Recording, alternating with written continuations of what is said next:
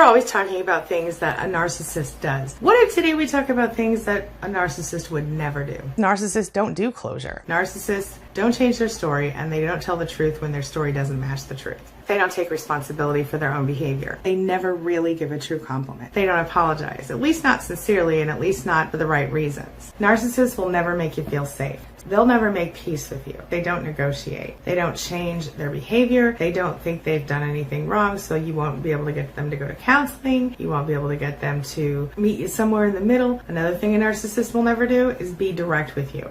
They will never stop one-upping you. And a narcissist will never do anything for free. They don't believe in paying it forward. They don't have that feeling in themselves. The narcissist will never stop trying to own you. Narcissists don't do closure. They have a way of leaving you hanging, don't they? It's that sense of resolution or the sort of conclusion that you feel at the end of any normal relationship. Unfortunately, this is often denied to survivors of narcissistic.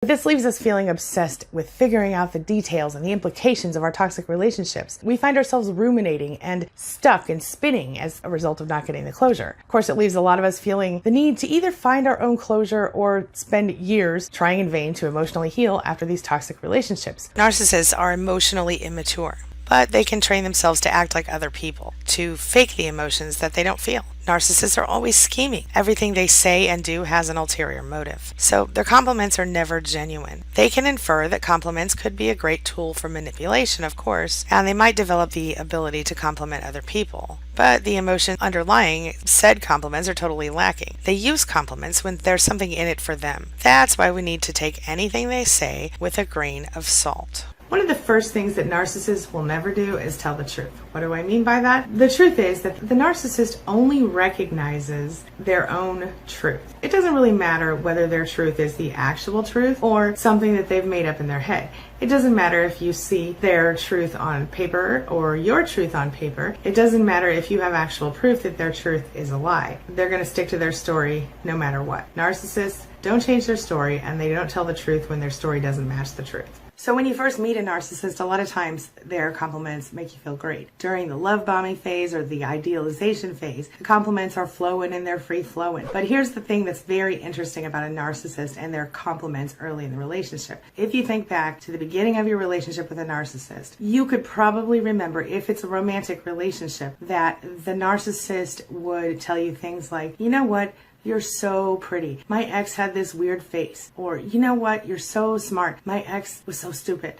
Or things of that nature. You're so kind. You're so this. You're so that. At any rate, you're so the opposite of that evil person I used to be with. Now, why is that a big deal? Well, it doesn't seem like a big deal during that time. You just think, oh, that's great. But then what happens is they lean into compliments that start to say things like, you know, it's so nice that you always do the dishes.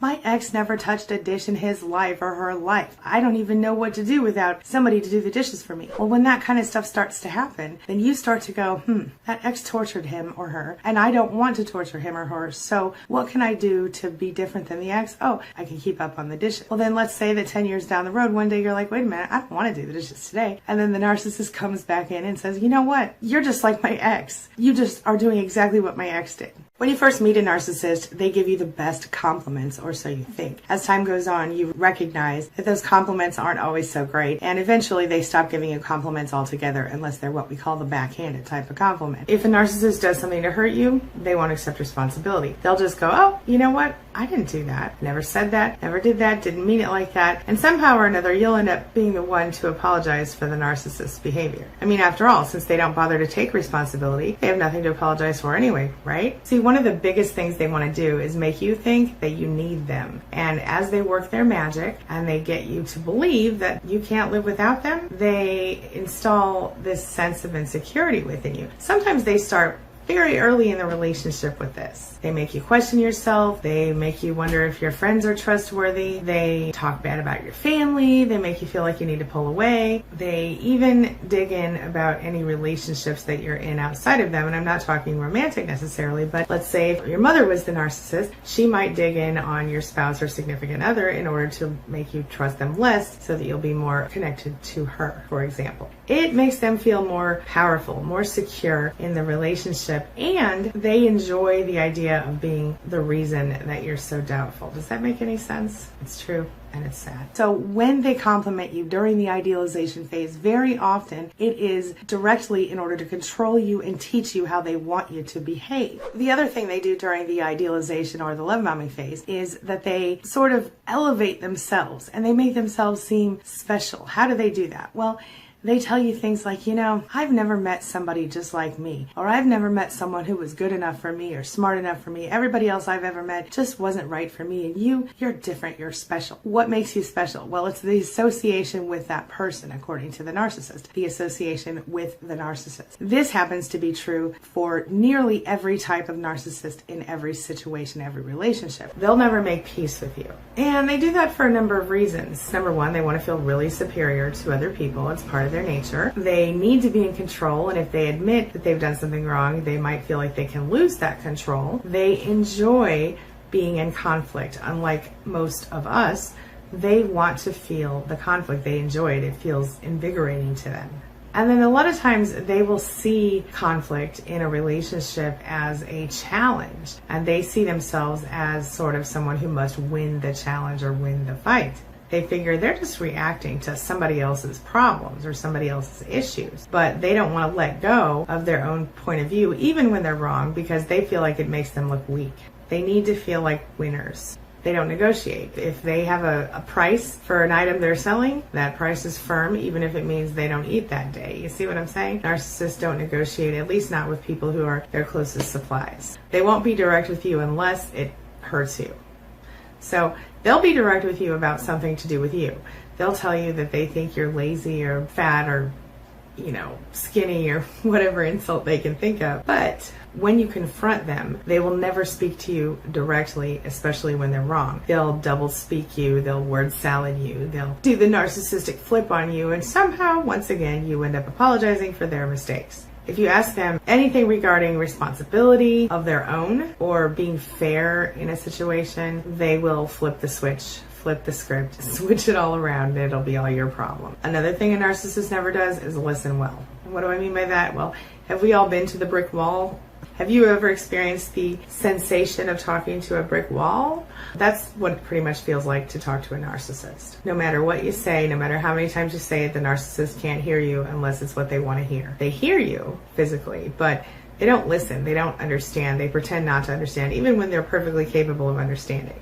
That's because pretty much every conversation that you're going to have with the narcissist will at some point or another either end abruptly or switch over to being about them. Anytime you're dealing with a narcissist, you can expect that no matter what has happened in your life, they will have something worse to complain about. They think everything they get is all about them, and that's all that matters. See, there's such a thing as an altruistic narcissist, or the type of person who gives and gives and gives to charities and other publicly visible situations, or maybe they give to their family or their friends, but they don't do it without expecting something back. If you've ever had someone, a narcissist help you out of a tough situation and you've been so grateful, you may notice that the narcissist expects you to do something in return for their favor to you. Does that make sense? Unless you can directly benefit them, most of the time the narcissist won't be doing you any favors. The narcissist will never stop trying to own you. What do I mean by that? Well, unless they're able to replace you and find someone who is willing to give them the same supply that you were, they need you. You are their source of narcissistic supply. So even if they leave you, they may still come rolling back around. They may decide they still want to be friends. They may decide that their new supply is too boring or lazy or stupid, or their new supply is causing them too much drama and stress, or their new supply isn't giving them supply, or they don't have a new supply. Either way, they will always try to keep you on the back burner even when you have left them and moved on in your life. They may come back 5 years later trying to suck you back in. We call that hoovering. Don't fall for it. It could be your boss. They could be like, my former employee was really bad at picking all the widgets off the thingy, and you are really good at picking all the widgets off the thingy. Would you please keep doing that for me? Things like this. Eventually, they sort of idealize themselves and the relationship that they want, and they teach you how to treat them slowly through their so-called compliments. Also, during the idealization phase, the narcissist is highly likely to graciously accept compliments. While the narcissist will definitely be giving you lots of compliments in order to teach you how to behave and think and react to them as time goes on, they'll also graciously accept your compliments. That means that because during that time they think you're special and awesome, they become flattered by your compliments. It feels really good to both of you. It kind of nourishes you in so many ways, and it's part of the reason it's so hard to end the relationship with the narcissist later. And of course, it's all too good to be true. Of course, during the devalue and the discard phases, once the narcissist figures they've got their claws deep enough into you, they essentially stop giving you all compliments, and anytime they do, they give you what we call those backhanded compliments. Things like, that is a beautiful dress, but if you would lose like 60 pounds, it would be so much better on you. Or, I really like the way your hair looks, too bad your face is so ugly, or stupid stuff like that. Obviously, I'm probably exaggerating for some people, but it gets worse and worse. And, again, they'll say one thing and then follow it up with an insult. And so everything that they compliment you on is basically a veiled insult. Now, it's not that anything has changed at this point. The narcissist is still the narcissist. You're still you. Nothing much has changed, right? But what has changed is the narcissist feeling about you. Just like when they get a new cell phone, the narcissist thinks, you're not quite as fancy and shiny as you were when they first got you. It's not a phase so much as it is just the way they're perceiving you in this moment. They see compliments as a way to say they care about you, they think nice positive things about you. And at that point, they often start directing compliments to other people that you can hear or see them directing compliments to, because they know it will upset you and make you feel bad about yourself, and they like it. They like the way it makes you feel to watch them compliment someone else when they used to compliment you. It breaks your heart. And it makes them secretly go, hee hee hee. They have no empathy for you or really anyone else. This very often leads to triangulation, because what they'll do is, let's say that you and the narcissist together both used to think that, person A over here was a total jerk or whatever. You didn't like them together. You didn't like this person. Well, suddenly now the narcissist is going to begin to compliment person A, and you're going to be over here going, well, I thought we didn't like that guy, or I thought we didn't like that girl. And the narcissist is like, well, they're better than you. You're obviously a piece of crap, so I'm going to compliment this person. I'm not going to say that, but they're going to imply it in the way that they treat you and the way they treat that person. It's as though they lavish compliments on that person and it hurts you. They know it. And what's really interesting is when they start doing this with your friend or someone that you were close to. They start to love bomb that person, even if they're not actually trying to be with that person, you see. And this causes you to feel resentment toward that person. They sometimes even do this within families, like your narcissist spouse might start complimenting your sister or your brother or your parent. And what they do is they triangulate you. You start to resent that person. You start to get a little snippy with that person when that person's around. And eventually you might even stop talking to that person because you're trying to keep the narcissist in your own stable. Well, let me just give a little piece of advice, my friend. If the narcissist wants to start acting that way, that's a really good time for you to go, you know what, I don't deserve this, I'm out. But I understand that when you've been manipulated by a narcissist for many years, months, whatever, you often don't even see that as an option. You just think, I need to hold on to this person because no one else will love me. The fact is, that person doesn't love you, my friend. I just want you to remember that. That person thinks you're not worth the respect of not triangulating you with your friends, your family, your enemies, or whatever. You see? We feel like we can't move forward, and we're not understanding exactly why that is. Let's get there. Why don't narcissists give you closure at the end of a toxic relationship? Well, there are so many reasons, but for the most part, their reasoning or lack thereof is probably going to fall into one of the following points I'm going to share with you. Number one, narcissists only care about themselves. You already know that narcissists are just not really capable of being empathetic. As such, they simply can't put themselves into the shoes of anyone else, not the way a normal person can. And that's one reason they won't give closure. They'll ghost you without a second thought. The idea of wondering how it might make you feel when they do that is a completely foreign concept to them. All they know is that they had their reasons, and they don't even consider your feelings in this whole thing. They might even be shocked when you ask them why they've done what they've done, because they don't get why you'd want to know. The truth is that teaching a narcissist empathy, it's kind of like trying to teach a fish to ride a bike. It's frustrating and nearly impossible. Which brings me to number two, they don't think you deserve it. Because narcissists don't have empathy, they can't imagine that you might even need closure, much less deserve it. That's right, despite the fact that you have spent a whole bunch of time bending over backward to make sure that the narcissist was happy and got what they needed, now that it's over, they don't figure they owe you anything at all. And sadly, this includes closure. Because by not giving you closure, what happens? Well, they ensure that you're going to keep thinking about them. And hey, what narcissist doesn't want that? Which brings me to number three, they don't see you as a whole person. This one is kind of tough to hear sometimes, but it's the truth. Narcissists truly do not see you or anyone else they've grown close to as a real whole person. Rather, you're almost almost like an object to them, one that they can use and consume at will, and then toss aside when they're done with it. And of course, they have no issue whatsoever coming along to pick you up and use you again when they're ready. They literally see you as less of a person than they see themselves, which, if I'm being honest, is a little bit ironic if you think about it, given the narcissist's shallow nature and the probability that you are a deep, thoughtful, and compassionate person. How do I know that? Well, I know that because narcissists don't manage long-term relationships with anyone else. They need someone who will take care of their emotional needs and often a lot of their other needs as well. This brings me to number 4. They don't give you closure because you want closure. I know it seems unlikely, but did you ever notice how narcissists, when you're really stressed out or times that get tough, they kind of have a way of kind of kicking you when you're down, proverbially speaking or otherwise? They can be real sadists, and part of them loves to see you squirming in emotional distress. And even though narcissists can't empathize with you, they still get that you might appreciate closure, and maybe that would even help you move on. And not only does knowing this give them a little bit of a power buzz, but it also assures them that you won't be able to move on when they need your supply again, which brings me to my next point. Number 5, they need your supply, maybe.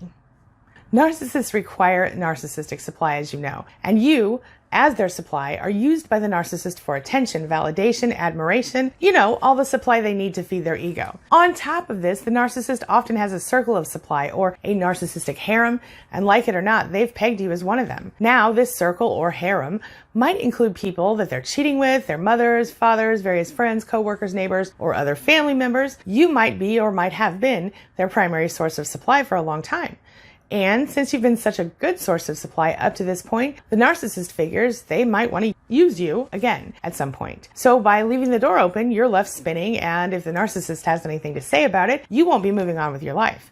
This way, when they need you, they can wiggle their way back in again when it's convenient for them. This brings me to number 6. Maybe they're not yet secure with the new supply. Speaking of narcissistic supply, here's another possibility. The narcissist is actively trying to procure a new source of supply in many cases. And since they're not yet 100% sure that they've got it all on lockdown yet, the new supply might still have the nerve to think that they're as important as the narcissist in the relationship or whatever. And so the narcissist might still need to dump on someone when they feel stressed or overwhelmed, because since they're actively love bombing and idealizing the new supply, the narcissist might not feel comfortable enough to actually take the mask off yet. So if that's the case, and the narcissist can find a good reason to connect with you when they need to blow off some steam or get some comfort or whatever, they're going to do it, most certainly. And even when the new supply is fully locked in, they might still want to keep you on standby just in case. After all, as I mentioned, they don't really see you as a whole person or an actual person, so why wouldn't they use you when and how they can? Which of course brings me to number 7.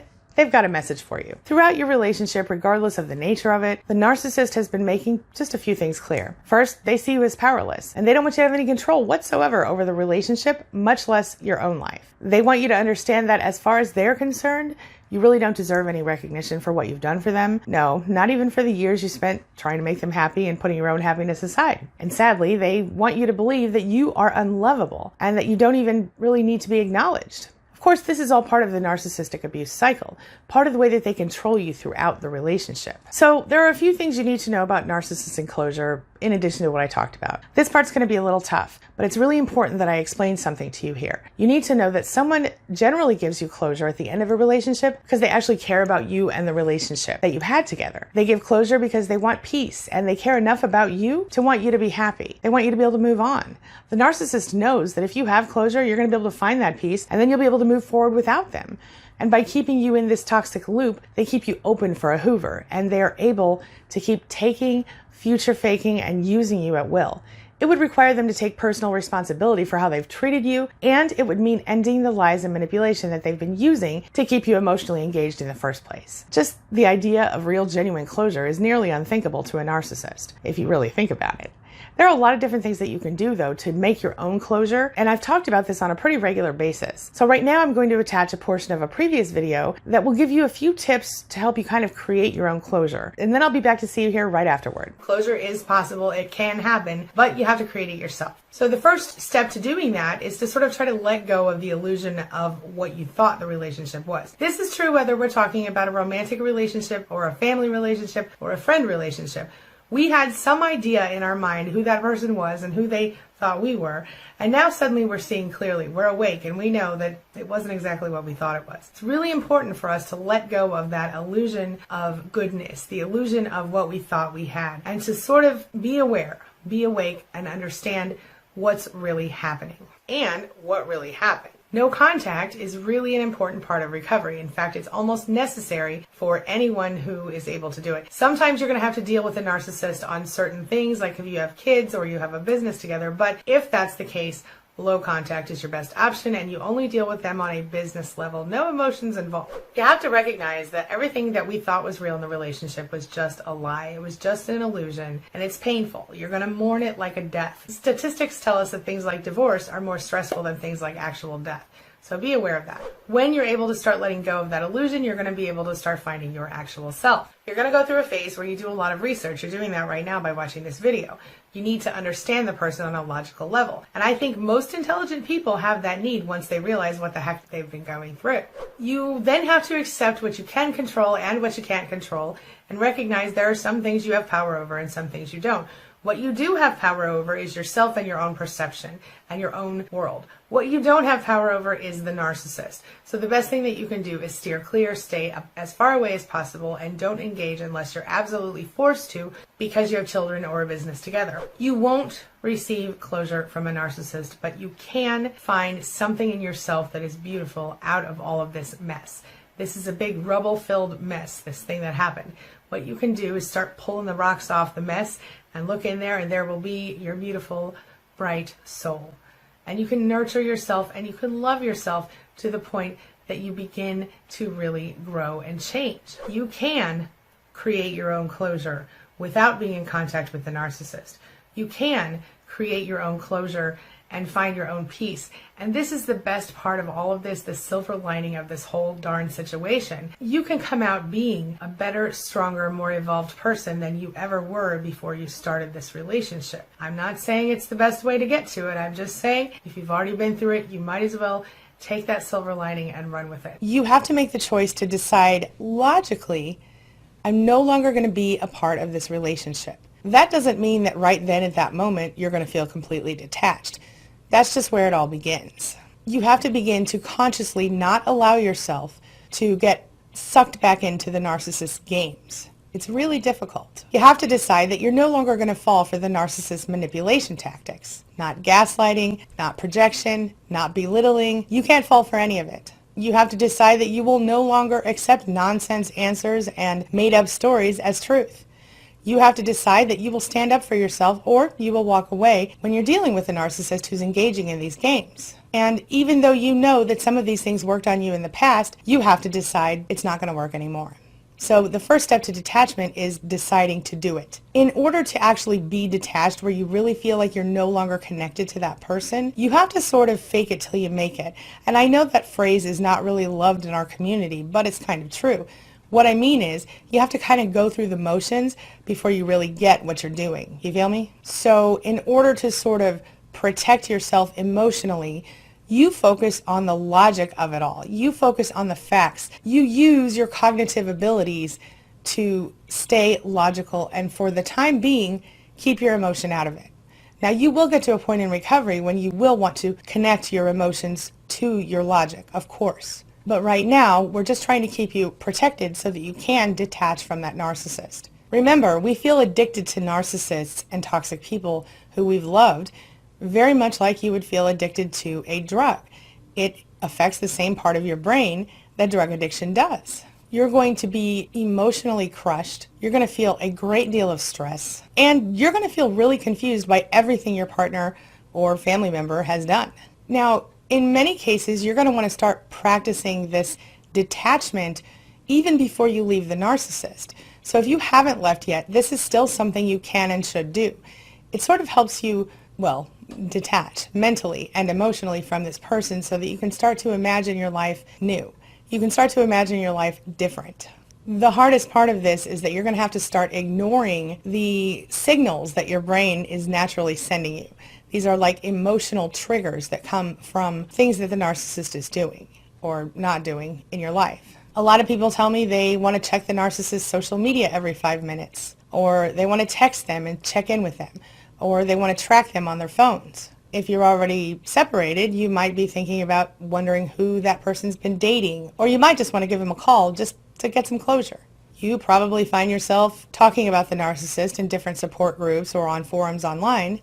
And that's really a big part of why we stay stuck, because we feel like we can't really resist those urges. They feel almost primal to us. Those types of messages are coming from that part of ourself that is primal, that part that doesn't really understand the logic of it all. This is why we have to really step up our thinking game when we're trying to recover from narcissists. Our emotions won't allow us to overcome this type of abuse ourselves. We need to bring in the logic, because the logic is the part that looks at the facts and the things that are actually happening in the moment. But you're going to need a little bit of help with letting go of a narcissist. And the first thing is going to be the willingness to change your mind, the willingness to have the intention and try to stick to it. You have to be willing to let go. You have to be willing to tell yourself no when you want to look at their social media or make a phone call or send a text or stalk them in some other way. And the next thing you have to do is you have to educate yourself on what a narcissist is. So, of course, we know what a narcissist is, but in case you don't, take some time, watch some videos, read some articles, find out exactly what it is that you're dealing with if you haven't already, and then use that information and that knowledge, learn about the manipulation tactics, learn about the psychology of a narcissist, learn about the spectrum of narcissism, the whole cluster B spectrum.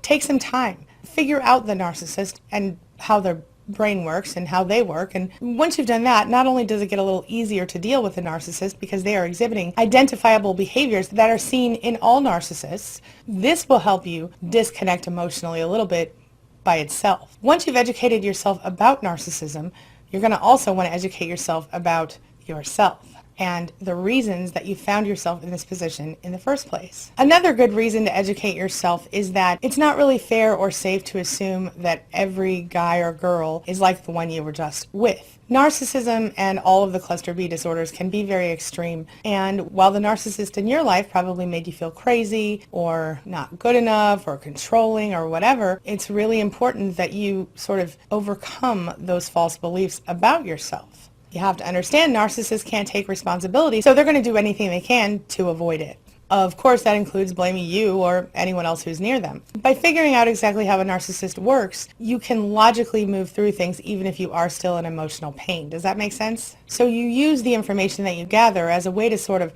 turn in the way that you're thinking, a way to sort of change lanes, so to speak. You stop thinking of you and the narcissist as us, and you start seeing yourself as an individual. You start worrying about your own safety, your own well-being, your own freaking sanity, and you start looking toward your own future. It's sort of like you're going at no contact with them, just emotionally, on an emotional, internal level. And they'll notice it, I promise you, but if you stick it out, you'll be able to detach fully when it's time. When and if you're ready. By protecting yourself with your understanding of the logic of the psychology of all of these parts of the narcissistic personality, you're protecting yourself with your understanding of the situation. You can put your emotions to the side as you figure out the psychology of it. And in my experience, I found that knowing the psychology helped me to identify those behaviors, helped me to go, okay, that's gaslighting, okay, that's projection, whatever it was. When I could see it in that way and I could identify and label the behaviors, it took the sting out of them for me. I almost started to feel sorry for the narcissist when I could see how textbook the manipulations were, almost. A few quick tips for detachment. Remember that you don't want to ever expect the narcissist to change, and demanding that the narcissist will change is just an exercise in frustration. So don't waste your energy or your time. Understand the narcissist could change, sure. But unless the narcissist chooses to change of his or her own volition, it's not going to happen. And in my experience and in the experience of many other people I've interviewed and worked with, they don't change because they never think anything is wrong. And I know that's painful, but it's true. The next thing you need to do is make sure you don't try to play the narcissist, play games with the narcissist. Certainly it could be satisfying to take the narcissist and twist him around a little and give him a taste of their own medicine, right? But doing that is just going to cause you a great deal of stress, and it is in many cases going to have the narcissist rising up against you. It's just not worth it. It's like talking to a brick wall. You can't expect it to hear you or change, but you can certainly bang your head against it and wind up with injuries of your own. Remember that there's nothing wrong with you. You shouldn't have any shame or doubt about yourself because you do need to walk away from this person. You're in a relationship that's toxic, and it's destructive to your life and yourself. Not only do these types of relationships affect us mentally, but also physically, it's really important that you try to develop a really rational perspective of the situation and that you don't stay focused on those things that are out of your control. Like I said, even if you can't leave, you can still sort of distance yourself emotionally. But don't doubt who you're dealing with. Don't question yourself. Make sure that you take responsibility for your own happiness, your own peace, your own well-being, your own fulfillment. The narcissist cannot and will not do that for you. In fact, no one will. The narcissist wants you to stay depressed and sad and beaten down because that makes it easier to control you. But now you can take back that control, even if you can't leave yet. You can take back the control and make it your own again. You gave them control over your feelings, your thoughts, your behaviors, your happiness, your well-being, all of those things, certainly without realizing it. But on some level, you gave them that control. Maybe you were manipulated into it. Chances are that you were. But it's time that you start meeting your own needs, and you do that by making different choices, different behaviors, a new perspective, and by acting from that new perspective of empowerment. Know this: you cannot change, fix, save, rescue, or love anyone enough to force them to love you or to be nice to you. The narcissist is a limited person. They don't have the ability to see you for the amazing person that you are. And unfortunately, those narcissistic glasses they're wearing won't let them see you that way. It's really their loss, even though it doesn't feel like that just yet. You have to remember that no matter what happens, the narcissist will never think you're good enough long term. Certainly the love bombing will come here and there. Certainly you might get put up on a pedestal now and then. But no matter how much you do for them, it's never going to be enough, and they're always going to ask for more. You can compromise forever. You can give up everything you want and never take care of any of your needs. You can bend over backward for them. It won't matter. The more you do those things, the more ungrateful, the more entitled, the more demanding, the more pushy they will become. Essentially, you're going to waste your energy on a person like this if you keep doing it. So think about stopping. Think about taking back your power and not letting them have it anymore. Make sure you don't have high expectations when it comes to the narcissist. I want to tell you to raise your expectations, but recognize that the narcissist will never rise to the occasion. So keep your expectations low when it comes to dealing with one. Understand that they are limited people. They don't have the ability to empathize with you or even really care about you, especially when they're angry at you. They lack object constancy, which means that they can't love you and be angry at you in the same moment. So in those moments when they are angry at you, they really dislike you or sometimes even hate you as a result of whatever they're feeling. No matter how much guilt or crocodile tears or extreme hypersensitivity they seem to throw your way, don't fall for it. Just remember, this is a pathological person who is going to continue to hurt you if you allow them to. It's time for you to take back your mind, your emotions, yourself. When you can, spend as much time away from the narcissist as possible if you haven't already left, and find a support group that will help you. Maybe this involves friends or family members or even a local support group that you find through meetup.com. Or maybe you get involved with a support group online, such as the Spanily, which you can learn more about that at queenbeing.com/span. It's free and very supportive. Our coaches and our admin team are also survivors, and they do everything they can to keep the group safe for you every day. We have admins from around the world to make sure that we're covered most of every single day and night. Ultimately, what you're trying to do when you're detaching from a narcissist is to try to stop letting them hurt you. Stop letting them affect you. And to end the relationship, whether in reality or in your mind, know that when you stop reacting, they will start pushing harder many times. That's the narcissistic whirl response we talk about. Like I mentioned in a recent video, when you see them beginning to kind of rile up and act pushier and more entitled and more ungrateful, scream, yell, whatever, that kind of shows that what you're doing is working because it's them reacting to not getting what they want. It's them reacting to a lack of narcissistic supply, which ultimately is what you must deprive them of if you're ever going to get free. By using the art of detachment in your favor, you can actually take back your power one moment at a time. Every time you don't react, you get a little more powerful. It feels pretty good. It's not going to happen overnight. It's going to take time for you to learn how to do this and make it exactly what it needs to be. Detachment is essentially indifference. That's really difficult for people like us, for empaths. It sort of runs against those beliefs that we've always fundamentally carried within ourselves about love and relationships. But remember, you're in a relationship with someone who is emotionally, verbally, or otherwise abusing you, someone who attacks you, devalues you, discards you over and over again, someone who makes you feel like you don't matter, someone who stands on your head in order to raise up their own insecurities, someone who's willing to beat you down emotionally and take from you everything that you have, literally or otherwise. Some people would say that a narcissist has no soul. Psychologists will tell you that a narcissist has no empathy. Either way, the perspective from which a narcissist operates is damaging for anyone who gets close to them. It's time for you to stop letting a narcissist destroy you, to detach yourself mentally and emotionally, and to start to move on so that you can heal, take back your life, and take back your power, and become the person you truly want to be. You deserve that, my friend. You know that, right? Please don't forget. Okay, what do you think? This brings me to the question of the day. And the question of the day is, have you struggled to find closure after a relationship with a toxic narcissist? And if so, how did you deal with it? If not, are you worried that you won't be able to get closure when and if you do end your relationship? Share your thoughts, share your ideas, share your experiences in the comment section below, and let's talk about it.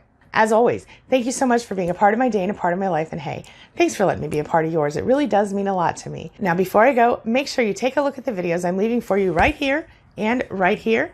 And while you're at it, hit the subscribe button so we can stay connected and continue on this healing journey together.